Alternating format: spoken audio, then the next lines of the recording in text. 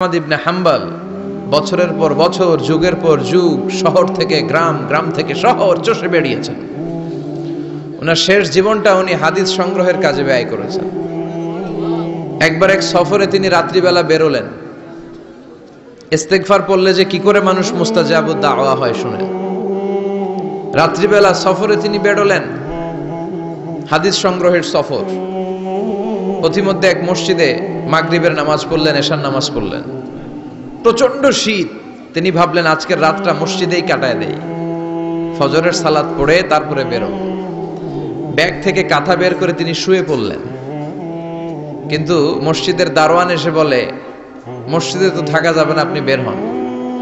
ইমাম আহমদ ইবনে হাম্বল বললেন, আমি বৃদ্ধ মানুষ, প্রচন্ড শীত, কই যাব? আমি ফজরেরও মুসল্লি, ফজর নামাজও এই মসজিদে পড়বো, আমারে বাজান তুমি থাকতে দাও। দারোয়ান বলেন, নো, থাকা যাবে না, মসজিদে থাকা যাবে না, বের হন, না হলে গাঠটি সহ বের করে দেব। চিনে নাই এটা যে ইমাম আহমদ ইবনে হাম্বল, সে বুঝতে পারে নাই। তো দারোয়ানের সাথে সুবিধা করতে না পেরে ইমাম আহমদ ইবনে হাম্বল ব্যাগ নিয়ে বেরোয় গেলেন। প্রচন্ড শীত, কাঁপছেন। হঠাৎ দেখে সামনে এক বাজার, ওই বাজারে এক খাব্বাজ বসে আছে। খাব্বাজ মানে রুটি বিক্রেতা। খাব্বাজ মানে যুবক, একজন রুটি বিক্রেতা, রুটি বিক্রি করে। যে যুবককে সালাম দিলেন, আসসালামু আলাইকুম। যুবক পড়লো, আলাইকুম আসসালাম। ইমাম আহমদ ইবনে হাম্বল বলল, যুবক, আমি মুসাফির মানুষ, থাকার জায়গা নাই, প্রচন্ড শীত। এই যে তুমি চুলার মধ্যে উনুনে রুটি বানাচ্ছ, আমি যদি তোমার চুলার পাশে বসে রাতটা কাটাই, তোমার কোনো সমস্যা হবে? যুবক বলেন, নো, কোনো সমস্যা নাই। আহলান ওয়া সাহলান ওয়া মারহাবান বিক, খোশ আমদেদ, সুস্বাগতম, আসেন। আপনি আমার চুলার পাশে বসে আগুন পোয়ালে আমার সমস্যা কি? আসেন, আসেন, বসেন, আপনি মুরব্বী মানুষ। ইমাম আহমদ ইবনে হাম্বল আল্লাহ শুকরিয়া করে চুলার পাশে বসে শীতের রাতে চুলা থেকে তাপ নিচ্ছেন, আগুন পোহাচ্ছেন।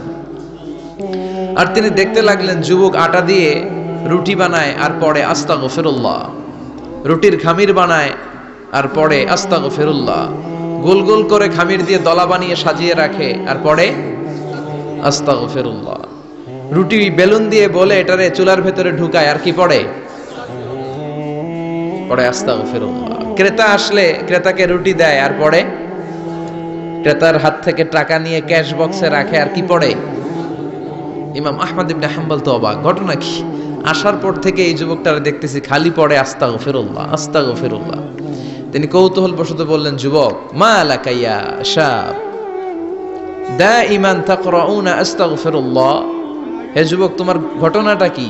আসার পর থেকেই তুমি শুধু দেখতেছি পড়তেছো আস্তাগফিরুল্লাহ, আস্তাগফিরুল্লাহ, কারণটা কি?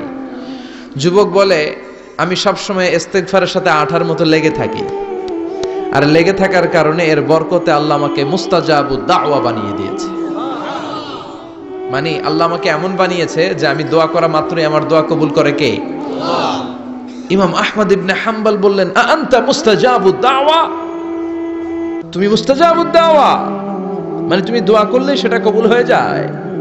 যুবক বলে, নাআম আনা মুস্তাজাবুদ দাওয়া, আমি আমার জীবনে যত দোয়া করেছি সব কবুল করে নিয়েছে কে? আল্লাহ। আমি মুস্তাজাবুদ দাওয়া, আমি দোয়া করতে দেরি, কবুল হতে সেটা দেরি হয় না। তবে আমার পুরো জীবনের সব দোয়া কবুল হলেও একটা দোয়া এখনো কবুল হয় নাই। এটা শুনে ইমাম আহমদ ইবনে হাম্বলের কৌতূহল, কিউরিসিটি আরো বেড়ে গেল। তিনি বললেন, তোমার জীবনের সব দোয়া কবুল হয়েছে, একটা দোয়া কবুল হয় নাই, কি সেই দোয়া আমারে বলো?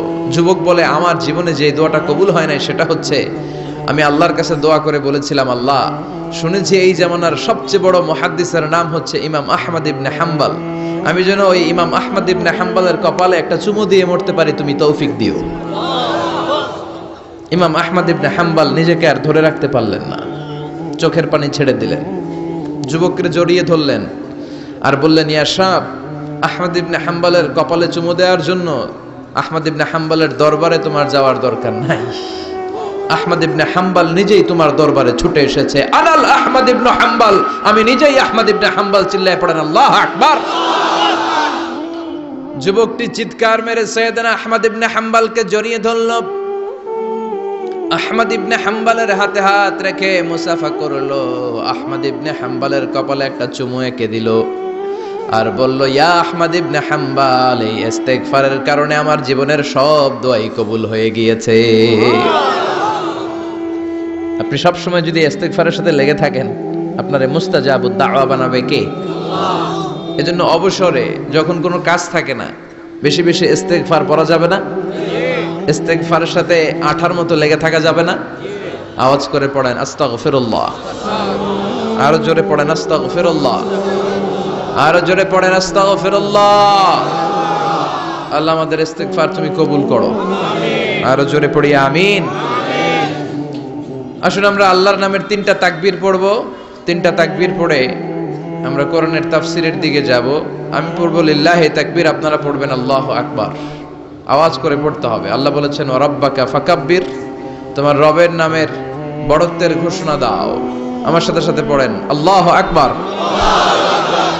আল্লাহু আকবার, আল্লাহু আকবার। 2 দিন ব্যাপী 34তম ওয়াজ ও দোয়ার মাহফিল, শিকারপুর দারুল কোরআন জিলানিয়া সিনিয়র মাদ্রাসা। প্রতিষ্ঠাতা আমার মরহুম মাগফুর নানা ভাই শাহ মোহাম্মদ গোলাম সাদেক সাঈদী রাহিমাহুল্লাহ, পীর সাহেব আড়াইবাড়ি দরবার শরীফ, কুমিল্লা। গত বছরও ছিলেন, এবছর চলে গেলেন। আল্লাহ ওনার কবরটাকে তুমি জান্নাতুল ফেরদাউসের বাগান বানাও, আমিন। আজকের প্রোগ্রামের সভাপতি হযরত মাওলানা গোলাম পরওয়ার সাঈদী আরাফাত, আমার সম্মানিত মামা শ্বশুর, পীর সাহেব আড়াইবাড়ি দরবার কুমিল্লা। আল্লাহ ওনাকেও তুমি ইসলামের জন্য কবুল করো, আমিন। আমি আমার খুতবার শুরুতে সূরাতুত তিন থেকে তেলাওয়াত করেছি। আসুন এই সূরাটি থেকে আমরা কিছু কথা শুনি, আমলের নিয়তে, ইখলাসের নিয়তে। সূরাটার নাম হচ্ছে সূরাতু আত-তিন। সবাই বলেন সূরার নাম কি? এটি মাক্কি সূরা। কি সূরা? এই সূরার আয়াত সংখ্যা 8টি। কয়টি? আমরা জানি কোরআনের সূরাগুলো 2 ভাগে বিভক্ত, একটা মাক্কি, একটা মাদানী। সেই হিসেবে এই সূরাটি মাক্কি। এই সূরাটি কি? মাক্কি। কোরআনের চ্যাপ্টারগুলো নিয়ে মাঝে মাঝে ভাববেন যে কত ধরনের চ্যাপ্টার আল্লাহ দিলেন। সূরাকে আরবিতে বলে চ্যাপ্টার। সূরাকে আরবিতে কি বলে? তাহলে আওয়াজ করে উত্তর দেন তো, কোরআনের ভেতরে চ্যাপ্টার আছে কয়টা? 114টা। এই চ্যাপ্টারের নাম দিলেন তিনি ফলের নামে। সুবহানাল্লাহ পড়েন। 3 মানে ডুমুর ফল। 3 মানে কি? ডুমুর ফল। খেয়েছেন কখনো? খান নাই? শিকারপুরে হয়? গাছ আছে শিকারপুরে? নাই না? আছে? ছোটবেলা আমরা শুনতাম ডুমুর ফল খেলে নাকি মানুষ পাগল হয়ে যায়। আপনারা শুনছেন? এরকম অনেক আজে বাজে কথা কিন্তু আমরা ছোটবেলা শুনেছি, যেগুলোর ভিত্তি নাই। বলা হতো পরীক্ষার দিন সকালে কেউ যদি ডিম খেয়ে যায় তাহলে পরীক্ষা নাকি ডিম পায়। এটা ভুয়া কথা, ডাহা, মিথ্যা। আমি সব সময় ফাইনাল পরীক্ষার দিন সকালে ডিম খেয়ে যেতাম আর পরীক্ষা দিয়ে ফার্স্ট হয়ে যেতাম। এজন্য ডিম খেয়ে গেলে কেউ ডিম পায় না। আমরা বিশ্বাস করি খাইরিহি ওয়া শাররিহি মিনাল্লাহি, ভালো হোক মন্দ হোক করে কে? আবার ছোটবেলায় বলা হতো ওষুধ খাওয়ার সময় বিসমিল্লাহ পড়বি না, কারণ বিসমিল্লাহ বললে বরকত হয়, তোর রোগে বরকত হয়ে যাবে, মানে তোর রোগ বেড়ে যাবে। কি ডাকাত, ভুয়া কথা। সব ভালো কাজের আগে বিসমিল্লাহ। অবশ্যই আপনি ওষুধ খাওয়ার আগে বিসমিল্লাহ পড়বেন। কি পড়বেন? আমাদের দেশে শেখানো হয় ওষুধ হাতে নিয়ে যখন তুমি খাবা তখন পড়বা আল্লাহু শাফি আল্লাহু মুআফি। এটারে উল্টে আবার বাংলাদেশে আল্লাহ শাফি আল্লাহ মাফি। শব্দটা মাফি না, শব্দটা হচ্ছে মুআফি। আল্লাহু শাফি আল্লাহু মুআফি। খেয়াল থাকবে, পড়েন আল্লাহু শাফি আল্লাহু মুআফি, আল্লাহু শাফি আল্লাহু মুআফি। এটা কোনো হাদিসে নাই, পড়তে বলা হয় নাই, তবে অর্থটা খুব সুন্দর। আল্লাহই তিনি শিফা দান করেন, আল্লাহই রোগ থেকে মুক্তি দান করেন। ওষুধ আমি খাচ্ছি, মেডিসিন খাওয়া সুন্নাহ, কিন্তু ওষুধ আমারে শেফা দেয় না, মুআফাত দেয় না। আমারে শেফা দেয় কে? এই ঘোষণাটা, অ্যানাউন্সমেন্টটা বেশ ভালো, আপনি পড়তে পারেন, কিন্তু সুন্নাহ মনে করে না। এটা ভালো অর্থ, তাই পড়ি। আর বিসমিল্লাহ অবশ্যই পড়বেন। সব ভালো কাজের আগে কি? বিসমিল্লাহ। আল্লাহ বুঝার তৌফিক দান করো। তো এই যে এগুলো ভুয়া কথা, মাশহুর, এগুলোকে বলে মাশহুরুন বাইনা আলসিনাতিন নাস, মানুষের ঠোঁটে ঠোঁটে মুখে মুখে প্রচলিত, কোনো ভিত্তি নাই। এরপরে ছোটবেলা শুনতাম জট কলা খাওয়া যাবে না, মানে জোড়া কলা খেলে নাকি 2 বাচ্চা হয়, যমজ বাচ্চা নাকি হয়, একসাথে 2 বাচ্চা বলে না। আমি আরো বেশি বেশি খাইতাম, বলতাম এটা তো আরো ভালো, এক লগে 2 বাচ্চা হলে 2 বারের কষ্ট একবারে সারলো। তাই না? এক একটা মায়ের এক একটা বেবি জন্ম দিতে কষ্ট হয় না? শুধু কষ্ট, কি পরিমাণে কষ্ট এটা মা জানে, বাবা জানে না। এজন্য বিষ্ণু বলেছেন মায়ের মর্যাদা বাবার চেয়ে কয় গুণ বেশি। আবার আল্লাহ বলেছেন হামালাতু উম্মুহু, বাবা তোমার পেটে ধরে নাই, পেটে ধরেছে কে? ওয়াহানান আলা ওয়াহান, ব্যথা কষ্ট জ্বালা পেইন বাবা সহ্য করে নাই, করেছে কে?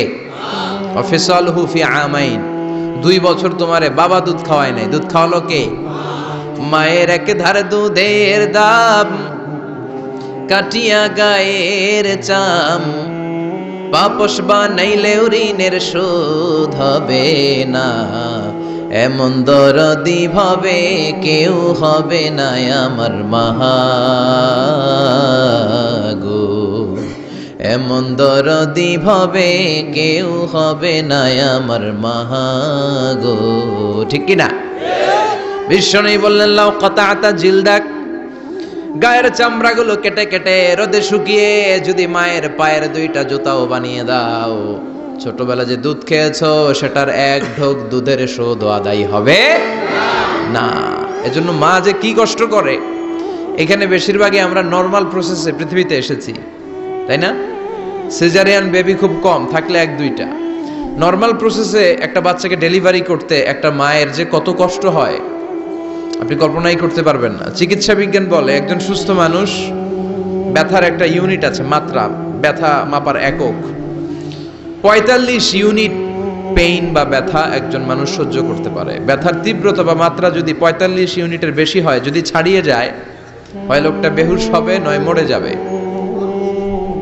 আমার আর আপনার মা যখন আমাদেরকে নর্মাল প্রসেসে ডেলিভারি করেছেন তখন তারা 45 না 57 ইউনিট প্লাস 57 থেকে 60 ইউনিটের পেইনও তারা ছাড়িয়ে গেছে। 57 ইউনিটেরও বেশি ব্যথা তারা সহ্য করেছে, যেটা কোনো অ্যাক্সিডেন্টে আপনার দেহের 206টা হাড্ডি আছে তো 20টা হাড্ডি একসাথে কোনো অ্যাক্সিডেন্টে ভেঙে গেলে যত ব্যথা তার চেয়েও বেশি ব্যথা। এজন্য মায়ের মনে কষ্ট দেয়া যাবে, মায়ের মনে কষ্ট দিয়ে জীবনে কেউ সফল হতে পারে নাই। সাইয়েদনা মুসা আলাইহিস সালাম আল্লাহর একবার জিজ্ঞেস করলেন, আল্লাহ মাইয়া কুনু জালিসি ইয়াউমাল কিয়ামা, আল্লাহ আমার সাথে কিয়ামতের দিন জান্নাতে সাথী কে হবে? আল্লাহ বললেন জালিসুকা ফিল জান্নাতি জাজ্জার, তোমার সাথী হবে কিয়ামতের দিন বিচার শেষে জান্নাতে যখন ঢুকবা তোমার সাথী হবে একজন কসাই। কসাই চিনেন? কি করে? গোশত কাটে। সাইয়েদনা মুসা আলাইহিস সালাম অবাক হলেন, ঘটনা কি? কসাই, আমি হইলাম নবী আর আমার সাথে জান্নাতে থাকবে? হাউ কাম ইটস পসিবল, এটা কিভাবে সম্ভব? আল্লাহ বললেন নিজেই দেখে আসো এটা কেমন কসাই। সাইয়েদনা মুসা আলাইহিস সালাম ছদ্মবেশে কসাইয়ের দোকানে দাঁড়িয়ে রইলেন, দেখলেন স্পেশাল বিশেষ কোনো আমল নাই, কসাই শুধু গোশত কাটে, গোশত বিক্রি করে। দিন শেষে দোকান বন্ধ করে প্যাকেটের ভেতরে গোশত নিয়ে বাড়িতে রওনা হয়েছে। বাড়ির ভেতরে ঢুকে যাওয়ার পর সাইয়েদনা মুসা আলাইহিস সালাম ঘরের দরজার কড়া নাড়লেন। কসাই বলে মান আনতা, তুমি কে? মুসা আলাইহিস সালাম বললেন আনা মুসাফির, আমি মুসাফির, থাকার জায়গা নেই, আপনি যদি থাকার জায়গা দেন আপনার বাড়িতে থাকবো। কসাই বলে আসেন। সাইয়েদনা মুসা আলাইহিস সালাম ঢুকলেন। কসাই বলে এই ঘরে একটু থাকেন, ওই ঘরে আমার একটু কাজ আছে। মুসা আলাইহিস সালাম বললেন যান, কাজ সেরে আসেন। মুসা আলাইহিস সালাম খেয়াল করলেন ওই ঘরে মাচার উপর থেকে বয়োবৃদ্ধ এক নারীকে তিনি নামিয়ে গোসল করালেন, টাওয়াল দিয়ে গা মুছিয়ে দিলেন, নতুন জামা পরিয়ে দিলেন। এরপর দোকান থেকে আনা সুন্দর গোশতের টুকরাটারে নিজ হাতে কেটে রান্না করলেন, তারপর রুটি বানালেন আর গোশত আর রুটি হাতে নিয়ে ওই মহিলার মুখে তুলে দিচ্ছেন। মহিলা খাচ্ছে, খায় আর বিড়বিড় করে কি যেন দোয়া পড়ে। সুবহানাল্লাহ পড়বেন না? ওই মহিলাকে খাওয়ানোর পরে কসাই সাইয়েদনা মুসা আলাইহিস সালামকে মেহমান হিসেবে খাবার নিয়ে আসলেন।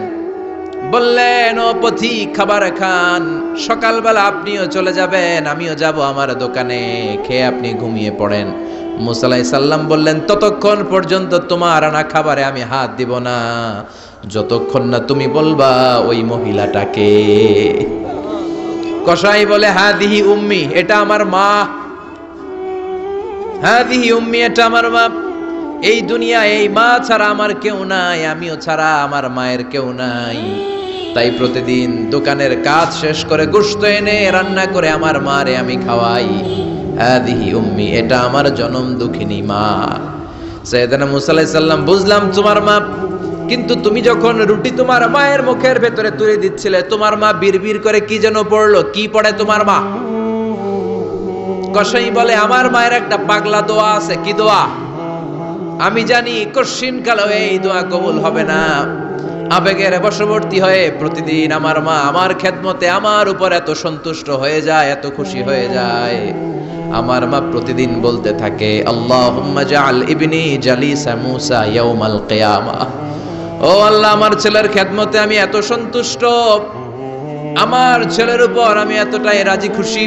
শুনেছি এই জামানার সবচাইতে বড় পয়গম্বর, বনি ইসরাইলের সবচাইতে বড় নবী, ওই নবীর নাম নাকি মূসা। ও আল্লাহ, আমি এত কিছু জানি না, এত কিছু বুঝি না, এত কিছু জানি না। তোমার দরবারে শুধু একটাই চাওয়া, একটাই ফরিয়াদ, তুমি আমার ছেলেরে কিয়ামতের দিন মূসার সাথে হাসর নসিব করে দিও। আমার ছেলে কসাই ছেলেটারে তুমি মূসার জান্নাতের সাথী বানিয়ে দিও। আল্লাহুম্মা জাআল ইবনি জালিসা মূসা ইয়াউমাল কিয়ামা। জালিস মানে ফ্রেন্ড, বন্ধু। আল্লাহ, জান্নাতে আমার ছেলেরে তুমি মূসার বন্ধু বানিয়ে দিও। মূসা আলাইহিস সালাম এবার বুঝতে পারলেন। তিনি বললেন, ঘটনা তো এই জায়গায় এতক্ষণে বুঝতে পেরেছি, কেন আমার সাথে মুফাসসির যাবে না, হাফেজে কোরআন যাবে না, শহীদরা যাবে না, ওলিরা যাবে না, নবীরা যাবে না, আমার সাথে জান্নাতে যাবে কসাই। এটা মায়ের দোয়া। কার দোয়া? মায়ের দোয়ার দরকার আছে না নাই? অনেক পাওয়ারফুল মায়ের দোয়াটা। বুলেট মারলে বুলেট মিস হয়, মায়ের দোয়া মিস হয়? ড্রোন হামলা করলে ড্রোন হামলা মিস হয়ে যেতে পারে, কিন্তু মায়ের দোয়া কশিনকালে মিস হয় না। চিল্লায় বলেন ঠিক কি না? মায়ের দোয়াটাও কবুল, বদদোয়াও কবুল। ভয়ঙ্কর কিন্তু। মা দোয়া করলে কবুল হয়, কিন্তু বদদোয়া করলে কবুল হয় না। এরকম হলে it was not a big deal, এটা বড় সমস্যা ছিল না। কিন্তু দোয়া করলেও যেমনি কবুল, বদদোয়াটাও কবুল। এজন্য খবর আছে না নাই? এজন্য মায়ের কাছ থেকে সবসময় দোয়া নিতে হবে। দোয়া নিতে রাজি আছেন? আমাদের সমাজে এরকম অনেক ধরনের কুসংস্কার। 2 কলা খেলে 2 বাচ্চা হয়, তাই না? আসলে কি কথাটা ঠিক? বাচ্চা একটা হবে না, 2টা হবে, ছেলে হবে না মেয়ে হবে, এটা কে দেয়? আবার অনেকের মাথার চুলের মধ্যে 2টা গিট থাকে, আছে না নাই? 2 গিট থাকলে কয় তোর 2 বিয়া, 3 গিট থাকলে 3 বিয়া, গিট নাই কয় তোর বিয়া নাই, আছে না নাই? এগুলো মুসলমান বিশ্বাস করতে পারে? মুসলমান বিশ্বাস করে একজনকে, তিনি কে? তো এই 3 ফল, এটা খেলে মানুষ পাগল হয়ে যায় না। এটা স্বাস্থ্যকর একটা খাবার। বাংলাদেশের 3 আর আরব দেশের 3-এর পার্থক্য আছে। আরব দেশের 3 খুব সুস্বাদু। তো এই 3-এর নামে আল্লাহ একটা সূরা দিলেন। সূরার নাম হচ্ছে সূরাতুত তিন। সূরার নাম এরকম অনেক নামে আল্লাহ সূরা দিয়েছেন। খেয়াল করে দেখবেন, মানুষের নামে সূরা দিয়েছেন, সূরাতুল ইনসান, সূরাতুন নাস। আবার ইন্ডিভিজুয়াল 6 জন পুরুষ মানুষের নামে সূরা দিয়েছেন, 6 জন নবীর নামে, একজন ওলির নামে। সূরা হুদ, সূরা ইউসুফ, সূরা ইউনুস, সূরা মুহাম্মদ, সূরা ইব্রাহিম, সূরা নূহ, আছে না নাই? আবার সূরা লোকমান, আছে না নাই? মানুষের নামে সূরা, তাই না? তো 7 জন পুরুষের নামে সূরা, আর মাত্র 1 জন নারীর নামে আল্লাহ সূরা দিলেন। বলেন তো এই সূরাটার নাম কি? মারিয়াম। তো রেশিওটা কম হয়ে গেছে না? পুরুষ 7 জন, নারী 1 জন। নারীরা যাতে রাগ না করে, নারীদেরকে বুঝ দেওয়ার জন্য আল্লাহ সব নারীদের নামে আলাদা একটা সূরা দিলেন। সূরার নাম, তার মানে আল্লাহ নারীকে খুশি রাখতে চায়, বিশ্বনবীও নারীদেরকে খুশি রাখতে চায়। আমরা অনেকে বলে, হুজুর আপনি নারীদের পক্ষে কথা বলেন বেশি। আমি সবার পক্ষেই বলি, যার যেটা অধিকার তাকে সেটা দিতে হবে, ঠিক কি না? নারীরা সম্মানিতা, তাদেরকে সম্মান দিতে হবে। বিশ্বনবী তাদেরকে সম্মান দিতেন। মা আয়েশাকে বিশ্বনবী সবসময় আগে সালাম দিতেন। সুবহানাল্লাহ পড়েন। খাদিজা রাদিয়াল্লাহু তাআলা আনহাকে আল্লাহ তাআলা আরশের উপর থেকে সালাম পাঠিয়েছেন। এজন্য নারীদেরকে সালাম দিবেন বেশি বেশি। ঘরে সুখ শান্তি নাই, অনেকে বলে ঘরটা নাকি জাহান্নামের টুকরা, কারণ সালাম নাই। সালাম মানে শান্তি। সালাম মানে কি? সালাম সালাম হাজার সালাম সকল শহীদ স্মরণে, আমার হৃদয় রেখে যেতে চাই তাদের স্মৃতির চরণে। পড়েন আমিন। সালাম মানে চিল্লায় বলেন। জান্নাতীরা যখন জান্নাতে ঢুকবে, ফেরেশতারা জান্নাতীদেরকে কি বলবে? সালাম, শান্তি। Enter the paradise with peace and security. শান্তি এবং নিরাপত্তার সাথে জান্নাতে ঢুকে যান। এজন্য ঘরটারে শান্তিময় বানাতে চাইলে সালাম দিতে হবে। কি দিতে হবে? আজ থেকে স্ত্রীকে সালাম দিবেন তো ইনশাল্লাহ? পড়েন। আমার মাইকের আওয়াজ যদি বোনদের কানে যায়, মাদের কানে যায়, আপনাদেরও বলি, আপনারাও আগে আগে সালাম দিবেন। এই দৃশ্য বাচ্চারা দেখলে বাচ্চারাও সালাম শিখবে, ঠিক কিনা?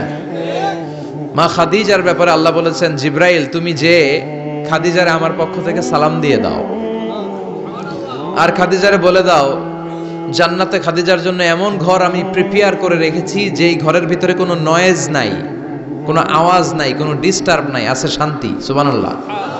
কারণ বিশ্বনবীর জন্য খাদিজা নিজের ঘরটার এরকম নয়েজহীন, কোলাহল মুক্ত, শান্তিময় করে রেখেছিলেন। বিশ্বনবী কোলাহলপূর্ণ দাওয়াতি কাজ শেষ করে যখন ঘরে যেতেন, কলিজাটা ঠান্ডা হয়ে যেত। বিশ্বনবীর জন্য এমন একটা ঘর রেখেছিলেন মা খাদিজা, ওই ঘরে বিশ্বনবী যখন প্রবেশ করতেন, বাইরে যত মারপিট হয়েছে, মারামারি হয়েছে, কাফেরদের যত অত্যাচার সহ্য করেছে, ঘরে ঢোকার সাথে সাথে নবী সব ভুলে যেতে। এত মায়া, শান্তি, প্রশান্তির ঘর খাদিজা বানিয়েছিল। এজন্য আল্লাহ বলেছে, জিব্রাইল খাদিজারে বলো খাদিজার জন্য এমন জান্নাত আমি রেখেছি যেই জান্নাতে কোনো সাউন্ড নাই, আওয়াজ নাই, ডিস্টার্ব নাই, কোলাহল নাই, কোনো নয়েজ নাই। চিল্লায় পড়েন আল্লাহু আকবার। এজন্য মায়েরা খাদিজার জীবনী থেকে শিক্ষা, স্বামীর জন্য ঘরটারে প্রশান্তিপূর্ণ করে রাখবেন।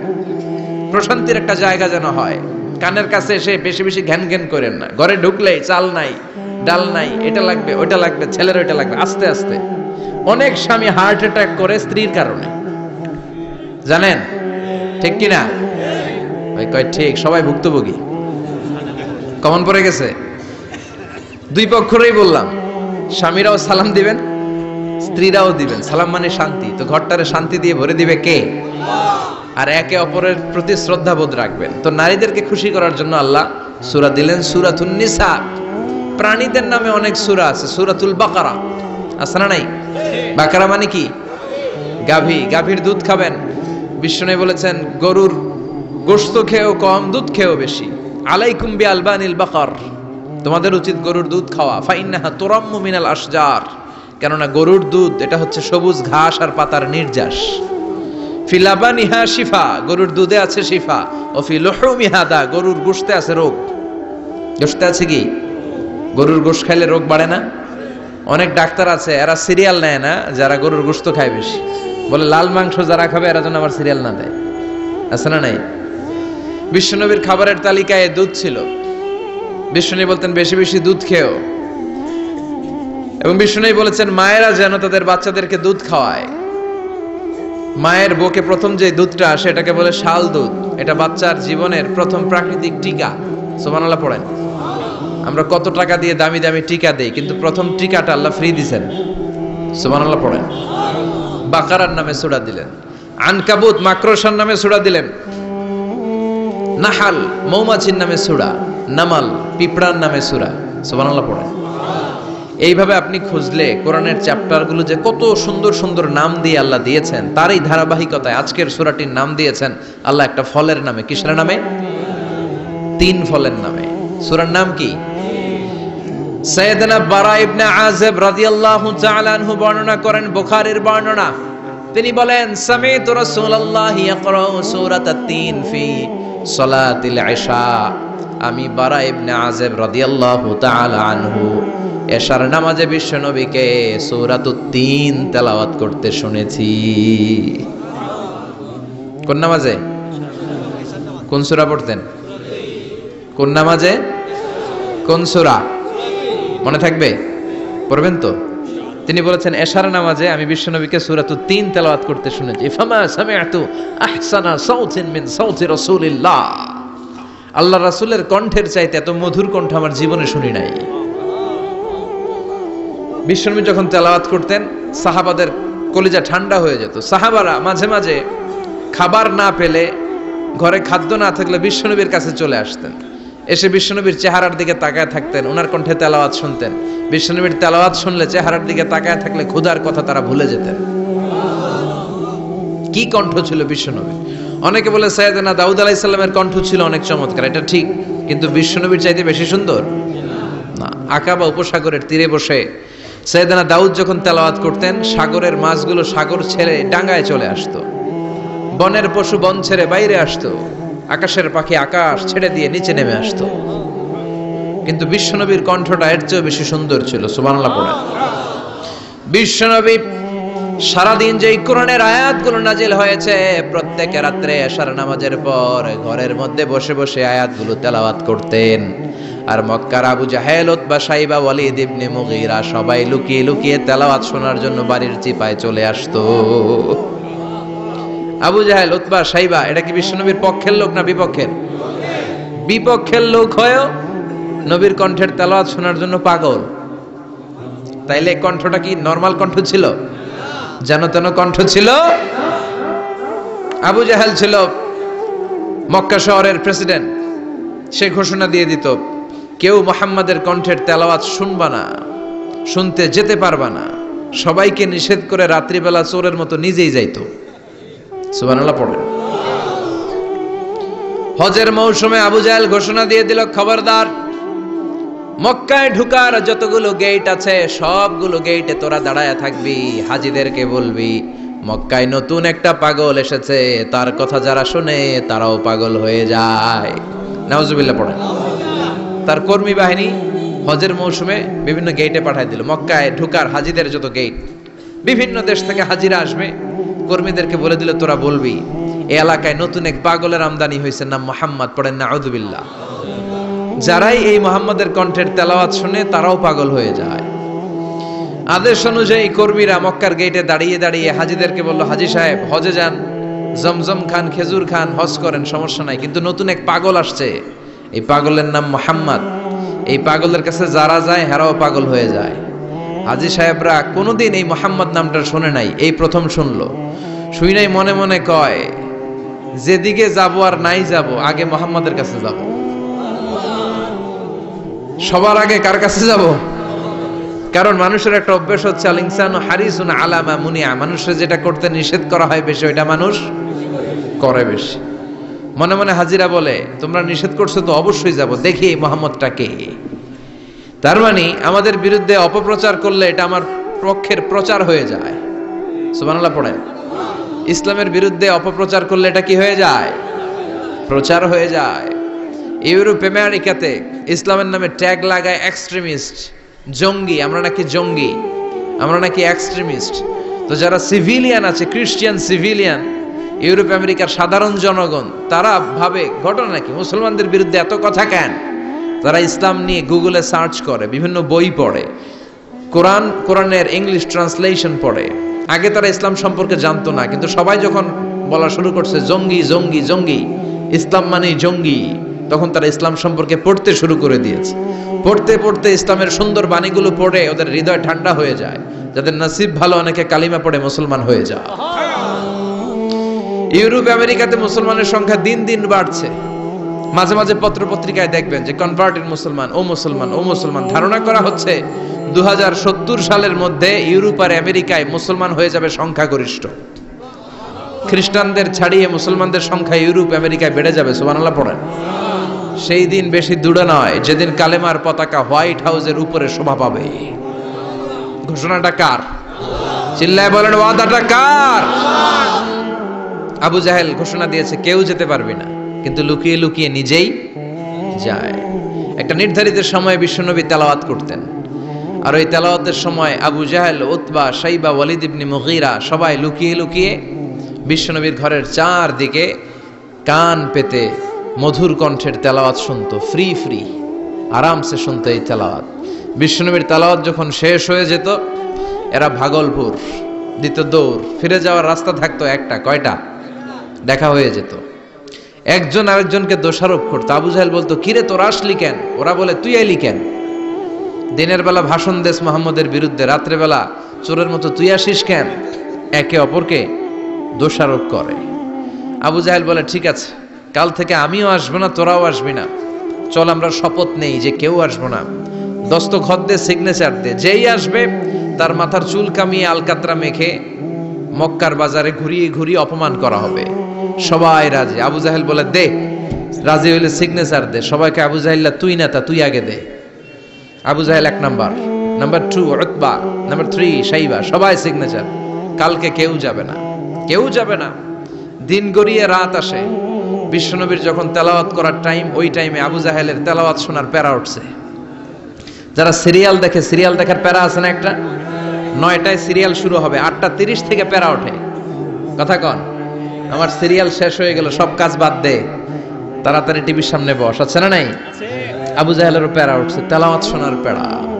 টসিং এন্ড টার্নিং, বিছানায় এপাশ ওপাশ করে আর মনে মনে ভাবে, হায় রে, আর তো সময় নাই, এই তো শুরু হয়ে যাবে একটু পরে মুহাম্মদের তেলাওয়াত, না গেলে তো বড্ড মিস হয়ে যাবে, যাই। আজকে যেরকম দস্তখত নিছি আর ধমক দিছি, কেউ যাবে না, আমি নিশ্চিত কেউ যাবে না, আমি একটু যাই।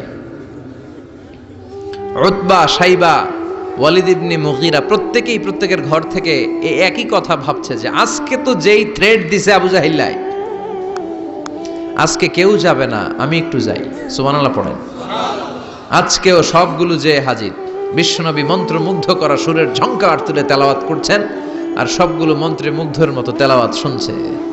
বিশ্বনবীর তেলাওয়াত শেষ, সব দিছে দৌড়। ফিরে যাওয়ার রাস্তা কয়টা? আজকেও দেখা। আবু জাহিল্লা কয়, কিরে তোরা আইলি কেন?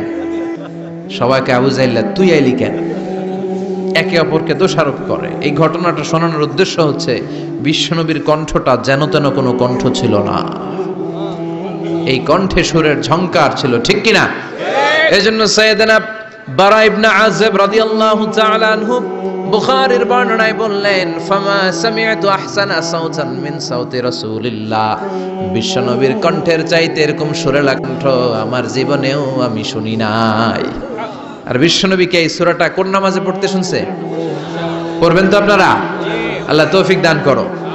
এই সূরাটা আল্লাহ কসম দিয়ে শুরু করছে, কি দিয়ে? 3 ফলের কসম দিয়ে। মনে রাখবেন, মান কানা ইয়াহলিফ ফালইয়াহলিফ বিল্লাহ, যার কোনো কারণে কসম কাটতেই হয় সেজন্য আল্লাহর নামে কসম কাটে, আউলিয়াসমুত, আর না হলে যেন চুপ থাকে।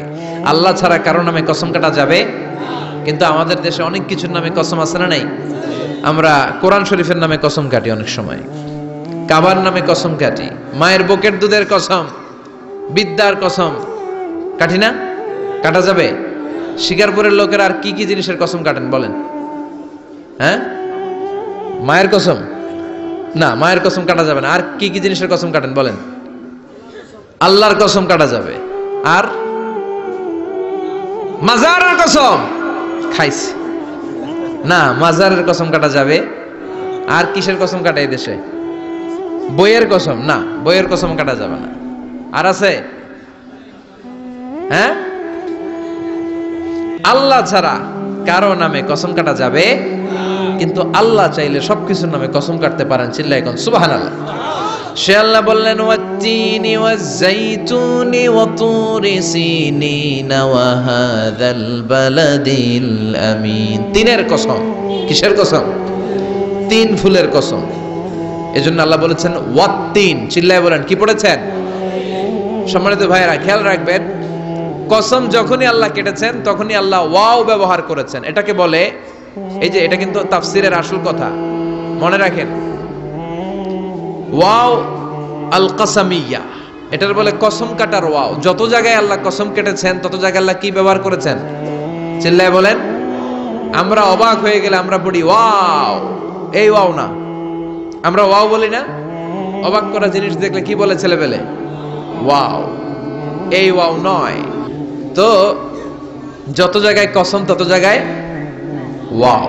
সবাই বলেন, যত জায়গায় কসম তত জায়গায়। যেমন আল্লাহ কোরআনে যুগের শপথ করেছেন, সময়ের কসম করেছেন। আল্লাহ বলেছেন ওয়াল আসর। কি বলেছেন? ওয়াও আছে না নাই?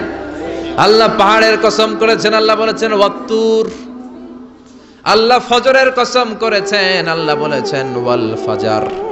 জিলহজের প্রথম 10 রাতের কসম করেছেন, তিনি বলেছেন ওয়ালায়ালিন আশার। জোড় আর বেজোরের কসম করেছেন, তিনি কি বলেছেন? ওয়াশফাঈ ওয়াল ওয়াতর।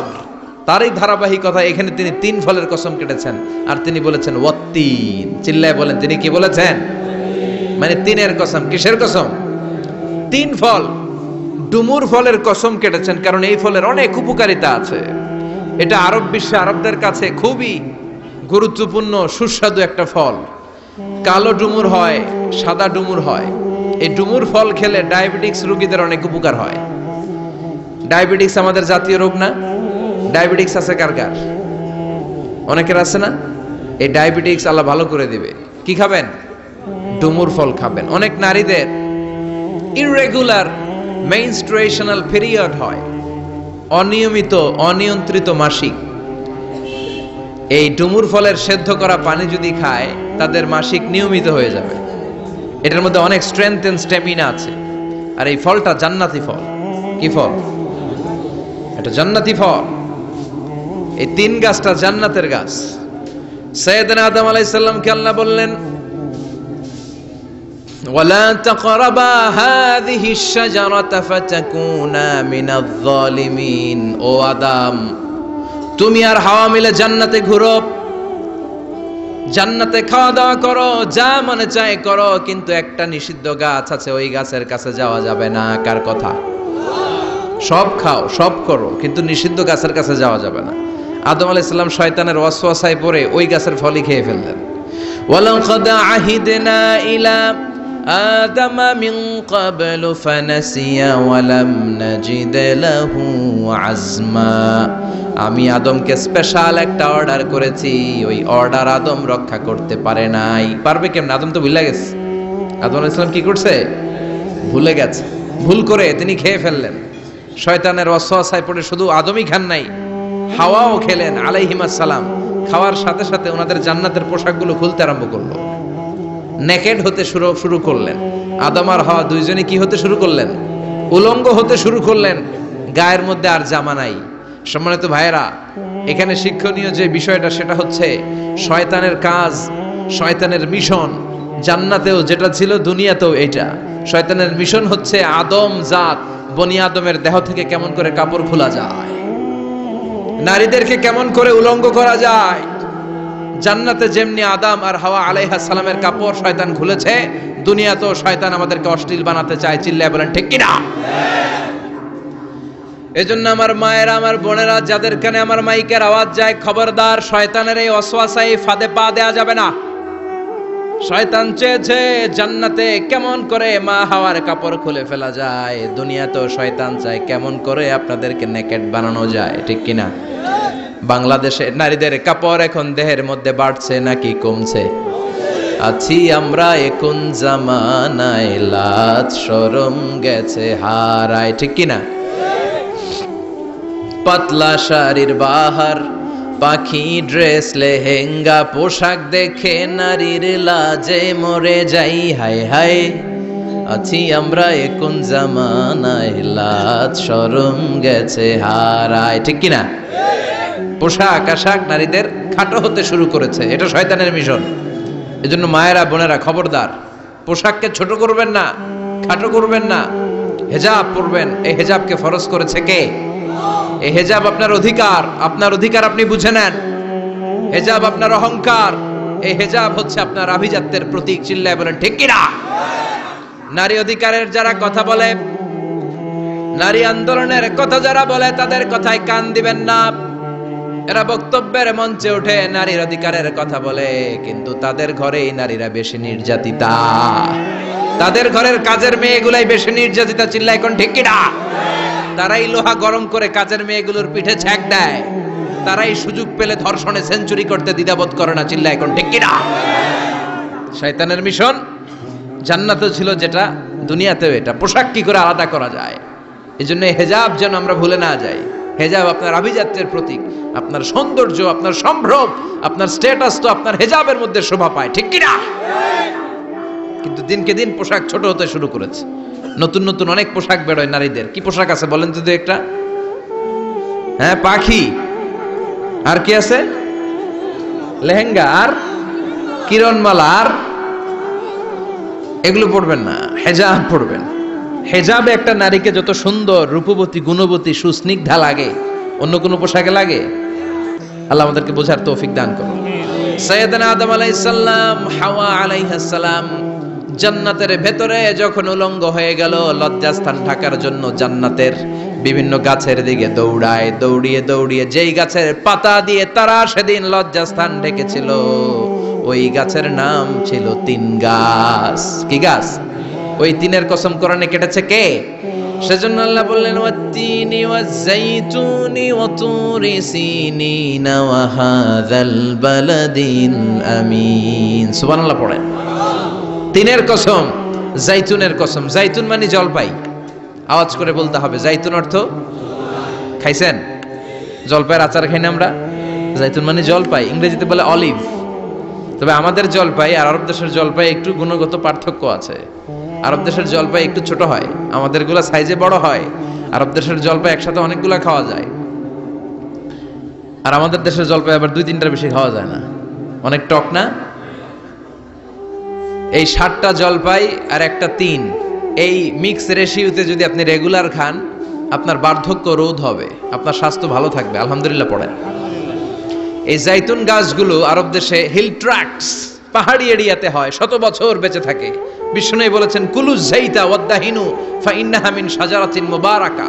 বিশ্বনবী বললেন জাইতুনের তেল খাও, জাইতুনের তেল গায়ের মধ্যে দাও, জাইতুনের তেল মালিশ করো, জাইতুনের ভেতরে বরকত ঢুকায় দিয়েছে কে? জাইতুনের তেল দাড়িতে চুলে মালিশ করলে দাড়ি চুল সহজে পাকে না। বিশ্বনবী সব সময় দাড়িতে চুলে জাইতুন মাখতেন। আমি নিজেও মাখি প্রতিদিন, আপনারাও মাখবেন। বাজারে পাওয়া যায়, যে বলবেন অলিভ অয়েল, কি বলবেন? অলিভ অয়েল বললে আপনাকে দিবে। স্পেনের, মেড ইন স্পেন, এদের অলিভ অয়েল ভালো। ফিলিস্তিনের যে অরিজিনাল অলিভ অয়েল, এটা ভালো, এটা খাওয়া যায়। তাম্বুতু বিদ্দুহুনি ওয়া সিবগিল আখিলিন, এটার অনেক কাজ, খাওয়াও যায়, মালিশও করা যায়, জাইতুনের ডাল ভেঙে মেসওয়াকও করা যায়। সুবহানাল্লাহ পড়েন। বিশ্বনবী বললেন নি'মাস সিওয়াকিয়াজ জাইতুন, জাইতুনের মেসওয়াক কতই না ভালো। ফাইন্নাহা সিওয়াকি ওয়া সিওয়াকুল আমবিয়াই মিন ক্বাবলি, কেননা আমি বিশ্বনবী নিজে জাইতুনের ডাল ভেঙে মেসওয়াক করি, আমার আগে লক্ষাধিক নবীরা সবাই জাইতুনের ডাল দিয়ে মেসওয়াক করেছেন। সুবহানাল্লাহ পড়েন। আপনার দেহের ব্যাড কোলেস্টেরলের লেভেল কমে যাবে যদি জাইতুন আপনি খান। দাড়িতে মাখবেন, চুলে মাখবেন, আবার সালাদের মধ্যেও জাইতুনের তেল দিয়ে খাওয়া যায় যদি এক্সট্রা ভার্জিন হয়। লেস দেন 1% অ্যাসিড দিয়ে এটাকে পিউরিফাইং করলে এটার বলে এক্সট্রা ভার্জিন। এরপর আরেকটা আছে ভার্জিন, 2% অ্যাসিড দিয়ে পিউরিফাইং করে। 3-4-5% অ্যাসিড দিয়ে পিউরিফাইং করলে ওটার বলে রিফাইন্ড পিওর, ওটা গায়ে মালিশ করবেন। বরকত আছে না নাই? এজন্য এই দুইটার কসম কোরআনে কেটেছে কে? এরপরে রব্বুল আলামিন বলেন ওয়া তুরি সিনিন,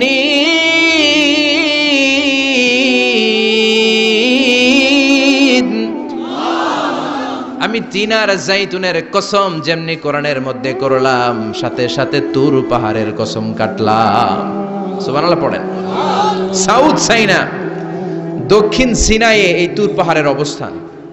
মিশরে 2টা জেলা আছে, উত্তর সিনাই, দক্ষিণ সিনাই। এই দক্ষিণ সিনাইতে 2285 মিটার উঁচু এই পাহাড়। সাইয়েদনা মুসা আলাইহিস সালাম এই পাহাড়ে উঠে কথা বলতেন কার সাথে?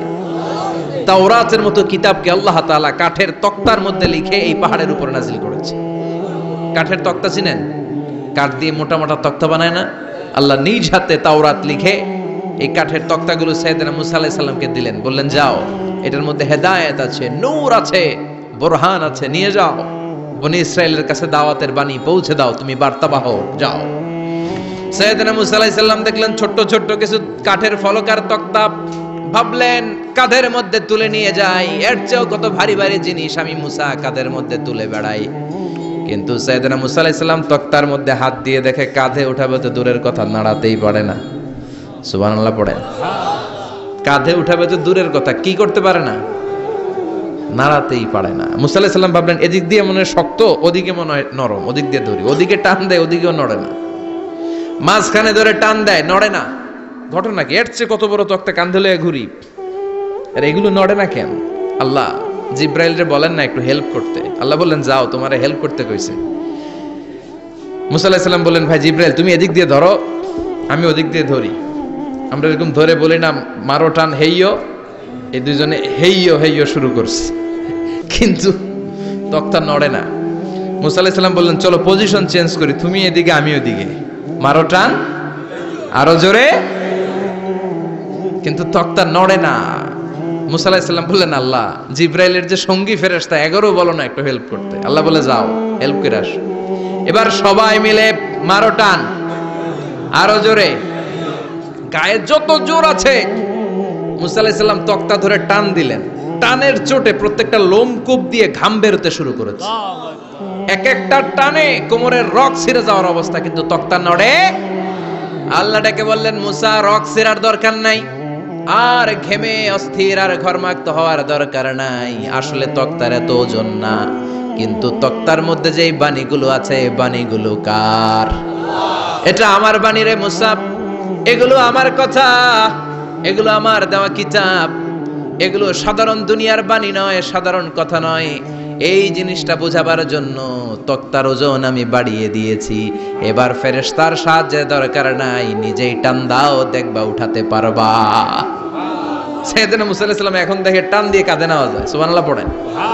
এই যে তুর পাহাড় তিনি মুসা আলাইহিস সালামকে দিয়েছিলেন, যেই পাহাড়ের উপরে, পাহাড়টার নাম তাওরাত কিতাব যে তিনি দিয়েছিলেন, যেই পাহাড়ের উপরে, ওই পাহাড়টার নাম কি? তুর পাহাড়।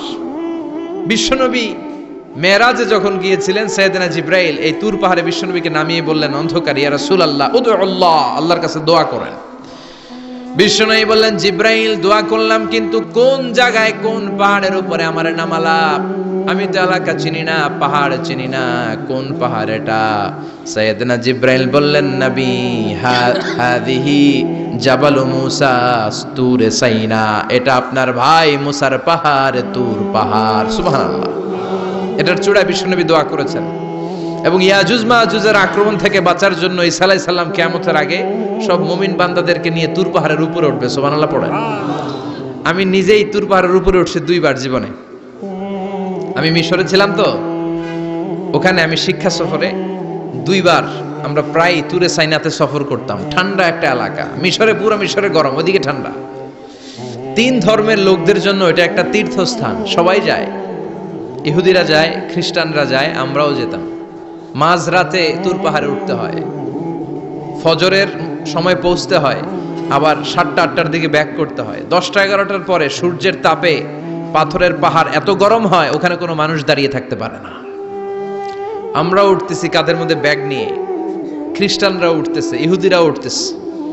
ওটার উপরে খ্রিস্টানদের একটা চার্চ আছে, গির্জা। ইহুদিদের আছে একটা ছোট্ট সিনাগগ। ইহুদিরা যে জায়গায় নামাজ পড়ে ওটারে কি বলে? সিনাগগ। খ্রিস্টানরা যেটাতে নামাজ পড়ে ওটারে বলে চার্চ, গির্জা। আর আমরা যেটাতে নামাজ পড়ি মসজিদ। আমাদেরও একটা মসজিদ আছে ছোট। ফজরের সময় উঠলাম, উঠে তাকিয়ে দেখি সূর্য কিরণে পুরো তুর পাহাড়ের সিলসিলাতুল জিবাল, পাহাড়ি রেঞ্জ ঝিকিমিকি আলোতে সূর্যের কিরণে চমৎকার এক আভা, রক্তিম আভা ধারণ করেছে। সবাই মিলে আল্লাহর কাছে দোয়া করলাম। এই তুর পাহাড়ের কসম কেটেছে কে? রব্বুল আলামিন বলেন, ওয়াত-তিনি ওয়াজ-যাইতুনি ওয়া তুরি সিনিনা ওয়া হাযাল বালাদিল আমিন। তিনের কসম, জাইতুনের কসম, তুর পাহাড়ের কসম, আর এই নিরাপদ শহরের কসম। এই নিরাপদ শহর দ্বারা উদ্দেশ্য হচ্ছে মক্কাতুল মুকাররমা।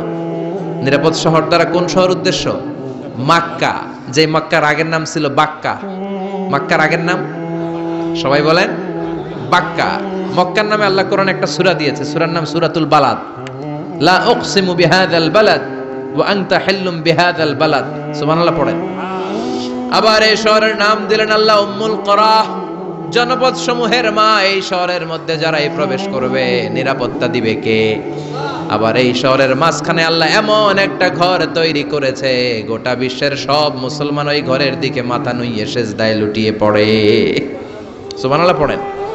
ইন্না আউওয়ালা বাইতি উদিআ লিন-নাস লাল্লাযী বিবাক্কাতা মুবারাক। এই কাবা ঘরকে কেন্দ্র করে প্রতিদিন 120টা রহমত নাজিল হয়। চিল্লায় বলেন তো কয়টা? 60 লিত তাইফিন, 60টা রহমত যারা তাওয়াফ করে তাদের জন্য। 40 লিল মুসাল্লিন, 40টা রহমত যারা নামাজ পড়ে তাদের জন্য। 60 আর 40 কত? বাকি আছে কয়টা? ওয়াল 20 লিন-নাযিরিনা ইলাল কাবা, বাকি 20টা রহমত যারা তাওয়াফও করে না, নামাজও পড়ে না, শুধু কাবার দিকে তাকিয়ে থাকে। সুবহানাল্লাহ পড়েন। আবার কাবার 4টা কর্নার আছে, একটা কর্নারের ভেতরে একটা পাথর আছে, এটাকে বলে ব্ল্যাক স্টোন কর্নার, হাজরে আসওয়াদের পাথর। এই পাথরে যেই চুমো দেয়, পাথর ওই চুমোদানকারীর জীবনের সব গুনাহ টেনে শুষে সব নিয়ে যায়। কিয়ামতের দিন আল্লাহ হাজরে আসওয়াদের 2টা ঠোঁট দিবেন, 2টা চোখ দিবেন, আর দাঁড় করিয়ে দিবেন। আল্লাহর সামনে দাঁড়িয়ে দাঁড়িয়ে হাজরে আসওয়াদ সুপারিশ করবে। আল্লাহর কাছে বলবে, আল্লাহ এই লোকটা আমারে চুমু দিয়েছে, তার জন্য জাহান্নামের আগুন হারাম করে দাও। এই হাজরে আসওয়াদ পাথরের জন্য আমরা চুমু দিতে পারি, আল্লাহ তৌফিক দাও। জোরে বলেন আমিন। এই নিরাপদ শহরের কসম, শহরটার নাম মক্কা। চিল্লায় বলেন শহরটার নাম। এটার মাঝখানে একটা ঘর আছে, আল কাবা আল মুশাররাফা। লক্ষ লক্ষ মানুষ এই কাবা কেন্দ্রিক প্রতিদিন ছুটতে থাকে। আল্লাহ বলেছেন এটা মাসাবাতান লিন্নাস, মানুষের মিলন কেন্দ্র। লক্ষ লক্ষ মানুষ এই কাবাকে ঘিরে নামাজ পড়ে। প্রতিটা জুমার দিন 10 লাখেরও মোর দেন 1 মিলিয়ন মুসল্লি কাবার চারদিকে জুমার সালাত আদায় করে সুবহানাল্লাহ পড়েন। আজান হওয়া মাত্রই মৌমাছির মতো মানুষগুলো ছুটতে থাকে। কাবার আজান শুনেছেন? আল্লাহু আকবার, আল্লাহু আকবার,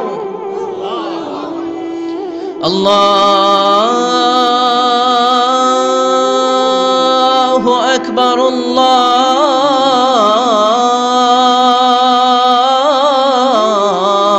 আল্লাহু আকবার।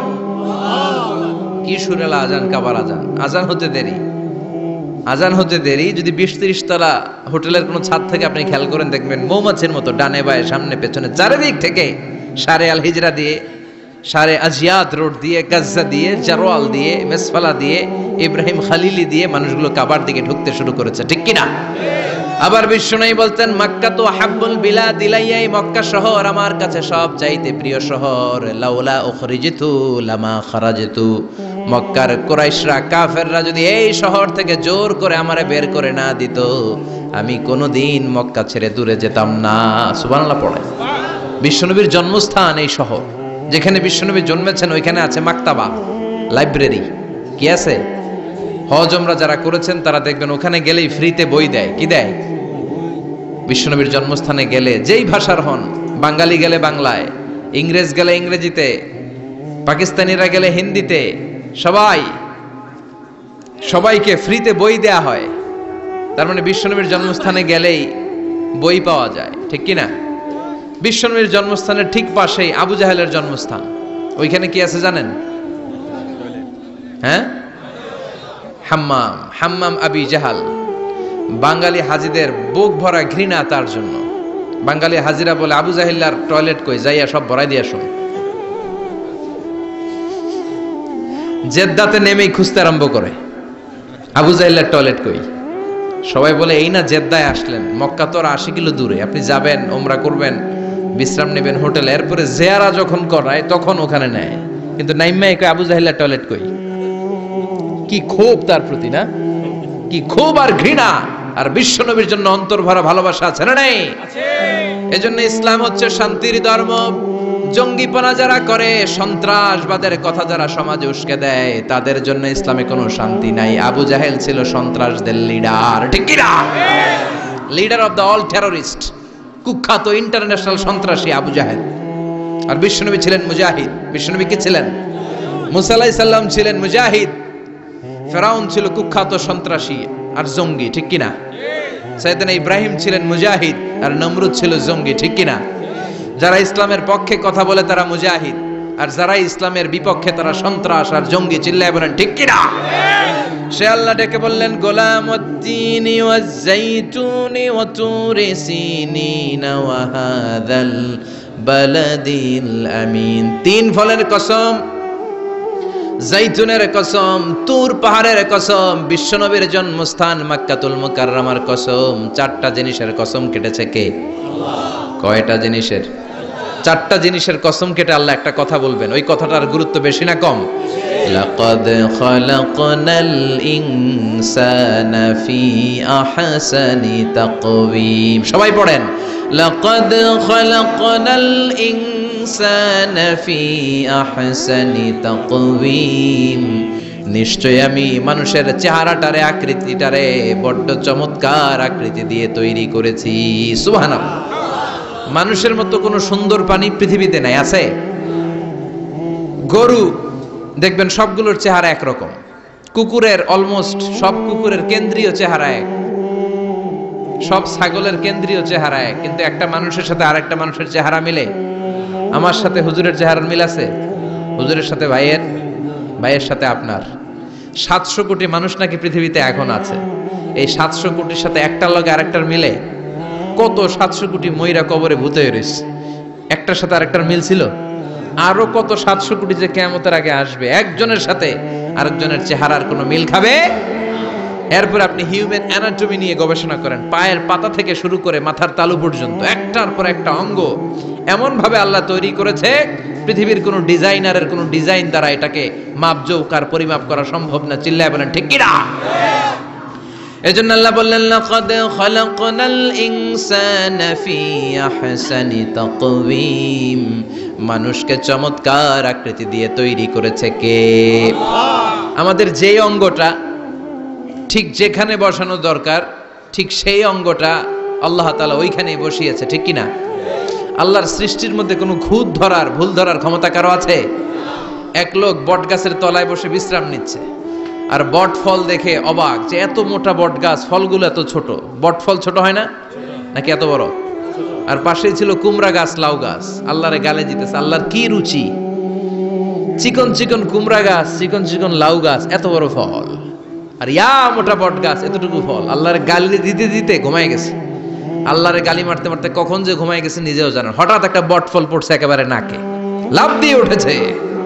উঠে দেখে নাক দিয়ে রক্ত বেরোচ্ছে, ব্লিডিং। নাকের রক্ত মুছে আর পড়তে আরম্ভ করছে আলহামদুলিল্লাহ। কি পড়ে? মনে মনে কয়, আল্লাহরে কেন গালি দিলাম? ওই কুমড়া যদি এইখানে হইতো, ওই লাউ যদি এইটার উপরে হতো, কুমড়া যদি একটা নাকের উপরে পড়তো, আমি নিজেই কুমড়া হয়ে যাইতাম। ঠিক কিনা? সুবহানাল্লাহ পড়েন। মা খালাকতা হাযা বাতিলা। এমনি এমনি আল্লাহ কিছু বানায় নাই, যেখানে যেটা যতটুকু দরকার সেটা করে দিয়েছে কে? চোখ যেখানে থাকা দরকার চোখ দিছে কে? নাক যেখানে দরকার নাক দিছে কে? চোখ কান এদিকে না হইয়া যদি অন্যদিকে হইতো সুবিধা হইতো? চোখ দুইটা মনে করেন এদিকে নাই, আছে এদিকে, এদিকে একটা চোখ, এদিকে, সুবিধা হইতো? খাওয়ার সময় আমরা প্রথমে দেখি, নাক দিয়ে শুকি, তারপরে মুখে মারি, ঠিক কি না? তো চোখ যদি পিছনে হইতো, প্রত্যেকটা খাবার নিয়ে চোখটা দেখানো লাগতো এইভাবে, তাই না? নাকও যদি এইখানে না হয়ে এদিকে নাকটা হইতো, খাবার নিয়ে ঘ্রাণ শুকতে চাইলে পেছনে নিয়ে। দেখেন কি সেটিং! চোখ যদি এইখানে না থেকে মাত্র 2 ইঞ্চি উপরে যদি আল্লাহ দিত, এদিকে একটা চোখ এদিকে একটা চোখ, সেজদা দিতে পারতেন? চোখ বন্ধ করে সেজদা দেওয়া লাগতো, ঠিক কিনা? ফুটবল খেলতে পারতেন? ফুটবলে হেড দিলেই ডিমের মতো পোজ হয়ে যেত চোখ দুইটা। সুবহানাল্লাহ পড়বেন না? দেখেন কানের কি সেটিং! কান যদি এইখানে না দিয়ে এই কানটা আল্লাহ এই বগলের নিচে দিত, আর এই কান যদি এই বগলের নিচে দিত, আজকে ওয়াজ শুনতেন কেমনে? এমনে। হাত তোলেন সবাই। 1.5 ঘন্টা আজারি সাহেবের আলোচনা, এমনে থাকেন 1.5 ঘন্টা। হাত দুইটা তুলে থাকা যায় তো? হাত নামাইলে ওয়াজ শোনা যায় না, হাত উঠাইলে শোনা যায়। সুবহানাল্লাহ পড়েন। যেখানে যেটা যেভাবে দরকার দিয়ে দিয়েছে কে? আবার এখানে এয়ার ক্যানেল দিলেন। অনেকে কয় এগুলা দিছে কেন? এই ক্যানেল কিন্তু দরকার। ক্যানেল না থাকলে আপনার কথা ঢুকবে না, আপনি বুঝবেন না। অনেকের এই কানের ডিফেক্ট আছে, ডিফর্ম বেবি, এই রোগ নিয়ে জন্মাইছে, কানে মেশিন লাগানো লাগে, এই ক্যানেলের সমস্যা। এটা কেটে দিলে আপনি কান কাটা রমজান। কান কেটে দিলে আপনি কান কাটা রমজান হয়ে যেতেন। এই ক্যানেল দিয়ে ঘুরে ঘুরে সাউন্ড ওয়েভ গুলো যায়, ফলে আমরা শুনতে পাই। এই ক্যানেল না থাকলে শুনতে পেতাম না। তার মানে মা খালাকতা হাযা বাতিলা, এমনি এমনি কিছু দেয় নাই। 206টা হাড্ডি দিয়ে আমাদের মানুষের দেহ, ছোট্ট হাড্ডিটা আল্লাহ দিয়ে দিছে এখানে। এটার ভিতরে একটা ড্রাম আছে, এটার বলে এয়ার ড্রাম।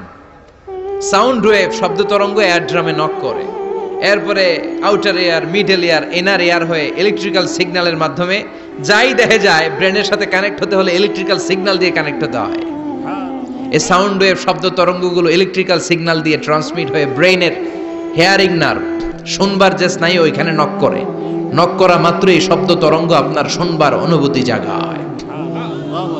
এই সূক্ষ্মাতি সূক্ষ্ম কাজ কত ছোট্ট আর অল্প সময়ে করে দিচ্ছে কে? চোখ দিয়ে তাকানো মাত্রই দেখি কত রঙের রং দেখি। Human eyes can identify, can recognize more than 10 million colors. আমার কথা না, চক্ষু বিশেষজ্ঞদের কথা। মানুষের চক্ষু 10 মিলিয়নেরও বেশি রং, 1 মিলিয়নে 10 লাখ, 10 মিলিয়নে 1 কোটি, 1 কোটিরও বেশি ধরনের রং এই চোখ শনাক্ত করতে পারে। সাইজ মাত্র 2 মিলিমিটার, ছোট্ট এই চোখ দিয়ে এত কিছু দেখার সুযোগ দিয়েছে কে? এই দুটি চোখ দিয়েছি বলে দেখো যে কত অপরূপ নয়নাভিরাম, খেতে খামারের জোড়ায় জ্বালা বিধুর ধু, তোমার দেয়া চোখের শুকুর জানাবো তার ভাষা কই, যতই দেখি ততই যেন পলক ছাড়া চেরই। সুবহানাল্লাহ পড়ে। যতই দেখি ততই যেন পলক ছাড়া চেরই। এভাবে আমাদের দেহের প্রতিটি অঙ্গ সেটআপ করেছে কে? আল্লাহ। আল্লাহু আকবার। এজন্য রব্বুল আলামিন বলেন, লাকাদ খালাকনাল ইনসানা ফি আহসানি তাকওয়িম, আমি মানুষকে সবচাইতে সুন্দর আকৃতিতে তৈরি করেছি। সুবহানাল্লাহ। আমরাই শুধু মাথা উঁচু করে দাঁড়াতে পারি, গরু এরকম মাথা উঁচু করে দাঁড়াতে পারে? গরুর মাথা নিচে, ছাগলের মাথা নিচে, সবার মাথা নিচে। মানুষই 2 পায়ে ভর করে শির দ্বারা মানে স্পাইনাল কর্ডের উপর টান টান হয়ে মাথাটা উঁচু করে এইভাবে দাঁড়ায়। পৃথিবীতে একটাই সৃষ্টি, এজন্য আল্লাহ এই সৃষ্টির নাম দিয়েছে আশরাফুল, যে মাখলুকাতের কাছে নূরের ফেরেশতাও সেজদা দিতে বাধ্য হয়েছে, ঠিক কিনা? তুমি মাটির আদমকে প্রথম সৃষ্টি করিয়া ঘোষণা করিয়া দিলে শ্রেষ্ঠ বলিয়া, তাই তো নূরের ফেরেশতা করে আদমকে সেজদা, ঠিক কিনা? তাই তো নূরের ফেরেশতা করে আদমকে সেজদা, সবার চেয়ে সম্মান দিলে মাটির আদমকে। আল্লাহু আল্লাহু তুমি জাল্লে জালালুহু, শেষ করা তো যায় না গে তোমার গুণগান। আল্লাহু আল্লাহু। সুবহানাল্লাহ পড়েন। আশরাফুল মাখলুকাত বানালেন। এত বৈচিত্র্য মানুষকে আল্লাহ দিয়েছেন, বিবেক দিয়েছেন, আবেগ দিয়েছেন, বাক শক্তি, কথা বলার ক্ষমতা। কোন প্রাণীর আছে? সুবহানাল্লাহ কইবেন না? বিবেক দিয়েছেন, আবেগ দিয়েছেন, বাক শক্তি দিয়েছেন, উপলব্ধি করবার মতো ক্ষমতা দিয়েছেন। আশরাফুল মাখলুকাত বানিয়েছেন এই মানুষকে। এই মানুষের মধ্যে আল্লাহ অনেক ক্যাপাসিটি দিয়েছেন। আবার আল্লাহ বললেন, ওয়ামিন আয়াতিহি খালকুস সামাওয়াতি ওয়াল আরদি ওয়াখতিলাফু আলসিনাতিকুম ওয়া আলওয়ানিকুম ইন্না ফি যালিকা লাআয়াতিন লিল আলিমিন। আমার সৃষ্টির মধ্যে অসাধারণ সৃষ্টি, আকাশ এবং জমিন সৃষ্টি, গায়ের রঙের ভিন্নতা, ভাষার ভিন্নতা। সুবহানাল্লাহ। আমরা কোন ভাষায় কথা বলি? কথা বলেন? আপনি কি মনে করছেন সারা ওয়ার্ল্ডে এই ভাষায় কথা বলে? ইন্ডিয়ানরা বলে হিন্দিতে, ইংরেজরা বলে ইংরেজিতে, আরাবিয়ানরা বলে আরবিতে, ঠিক কিনা? আমার দেশের বাইরের প্রথম সফর ছিল 2008-এ। সেই থেকে এক যুগ চলছে এখন সফর। ওই সফর যে কত দরকার ছিল, ওই সফরের আগে এই গ্লোবাল ইসলামকে দেখার সুযোগ আমার হয়নি। মানুষের যে কত ভিন্নতা, কত ভাষায় যে মানুষ কথা বলে। 2008 সালে আমি যখন আমার ইউনিভার্সিটিতে গেলাম, মাগরিবের সালাতের সময় পৌঁছেছি। আজান হওয়ার সাথে সাথে দেখলাম students of more than 100 nationalities, they are coming out from their hostel to offer Maghrib prayer. মাগরিবের আজান দেখলাম হোস্টেল থেকে বিভিন্ন রঙের ছেলেপেলেরা মাগরিবের সালাত পড়ার জন্য বেরোচ্ছে। এক একটার কালার এক এক রকম, এক একটার ভাষা এক এক রকম। আমরা বাংলায় বললে আরাবিয়ানরা বুঝে না, আরাবিয়ানরা আরবিতে বললে ইন্ডিয়ানরা বুঝে না, ইন্ডিয়ানরা হিন্দিতে বললে ইংরেজরা বুঝে না, চাইনিজরা মান্ডারিনে বললে কেউ বুঝে না। চিয়াং ফিয়াং চিয়াং, এগুলো হচ্ছে চাইনিজ ভাষা। ইয়াং শিয়াং দিয়ে যখন কথা বলে কেউ বুঝে না। প্রথম মাগরিবের সালাত পড়ে আমি প্রথম নিগ্রু মানুষ আবিষ্কার করলাম। এর আগে কোনোদিন কালো মানুষ দেখি নাই। সালাম ফিরে ডানে দেখে এক নিগ্রু, বায়ে দেখে আরেক নিগ্রু। আমি মনে করছি কেরামান কাতিবিন। এই নিগ্রু দেখে আমি দিছি দৌড়। সবাই কই দৌড়ান কেন? আমি বললাম এরা কারা? আমারে বলা হলো এরা আপনার বন্ধু। এরা কি? এই কালো লোক নাকি আমার বন্ধু। বললো 5 বছর এই নিগ্রুদের সাথে আপনার থাকতে হবে। 100টারও বেশি দেশের ছাত্র আমরা একসাথে থেকেছি। কারো ভাষা কেউ বুঝে না, কারো গায়ের রঙের সাথে কারো গায়ের রঙের মিল নাই। চিল্লায় বলেন সুবহানাল্লাহ। এজন্য রব্বুল আলামিন বললেন, লাকাদ খালাকনাল ইনসানা ফি আহসানি তাকওয়িম, আমি মানুষকে চমৎকার আকৃতিতে তৈরি করেছি। সুম্মা রাদাদনাহু আসফালা সাফিলিন, তারপর মানুষকে আমি আবার নিম্নমুখী করেছি। মানুষের সৌন্দর্যটা সব সময় থাকে না। এই যে যুবক অবস্থায় আমাদের কি সুন্দর চামড়া, কি সুন্দর দেহ, বয়স যখন 70-80 হবে এরকম থাকবে? কথা বলেন না। এই কালো দাড়িগুলো সাদা হয়ে যাবে, বয়সের ভারে মিজানুর রহমান আজহারি নুজ্জ হয়ে যাবে, লাঠি লাগবে তখন। তখন স্টেজে উঠবে, হায়াতে বাসায় থাকলে লাঠি নিয়ে উঠতে হবে। কথা কন। আমার নানা বাইরে দেখতাম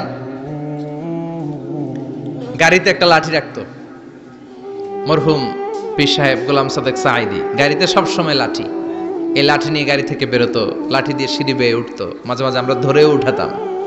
তো উনি কি এরকম ছিল না? একদিন ইয়াং তাগড়া যুবক, রং ধরা যৌবন, জং ধরে শেষ থাকে না। আসফালা সাফিলিন এর দুইটা তাফসীর, একটা হচ্ছে ইলা আরযালিল উমর, সব সময় মানুষ যুবক থাকে না, একটা সময় তারে বৃদ্ধ বানিয়ে দেয় কে? আবার আল্লাহ বুঝালেন মানুষ ভালো হলে অনেক ভালো হয়, খারাপ হলে অনেক খারাপ। মানুষ ভালো হলে ফেরেশতার চেয়ে ভালো, মানুষ খারাপ হলে পশুর চেয়েও খারাপ। কথা বলেন ঠিক কিনা? এক পশু আরেক পশুরে মারে না, এক পশু আরেক পশুরে হত্যা করে না, কিন্তু মানুষ মানুষের মারে কি মারে না? A lion never kills a lion, a dog never kills a dog, an elephant never kills an elephant. একটা হাতি একটা হাতিরে মারে না, কুকুর কুকুরে মারে না, কিন্তু মানুষ মানুষকে মারে কিনা?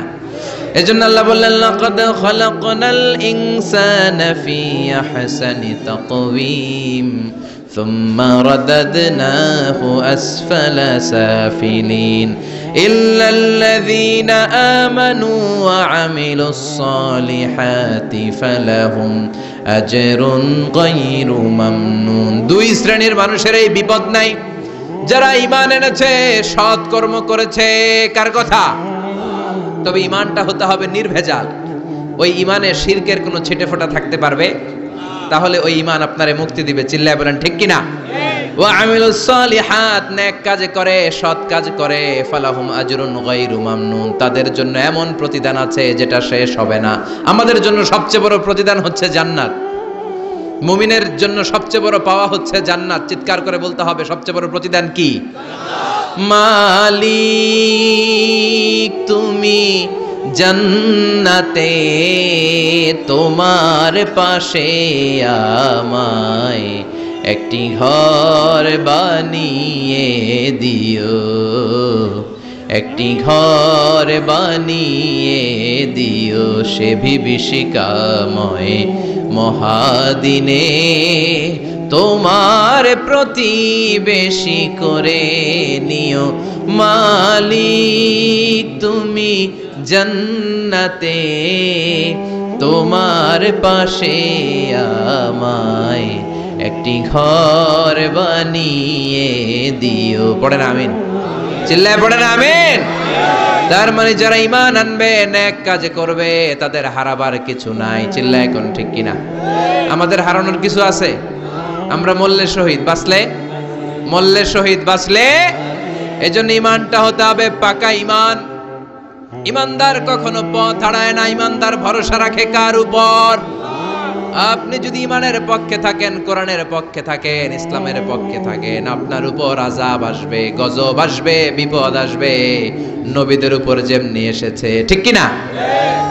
ঝুঁকি যদি আসে, ভয় যদি আসে, আপনার উপর আযাব যদি আসে, শাস্তি যদি আসে, অত্যাচার আসে, মুমিন কখনো ভয় পায়?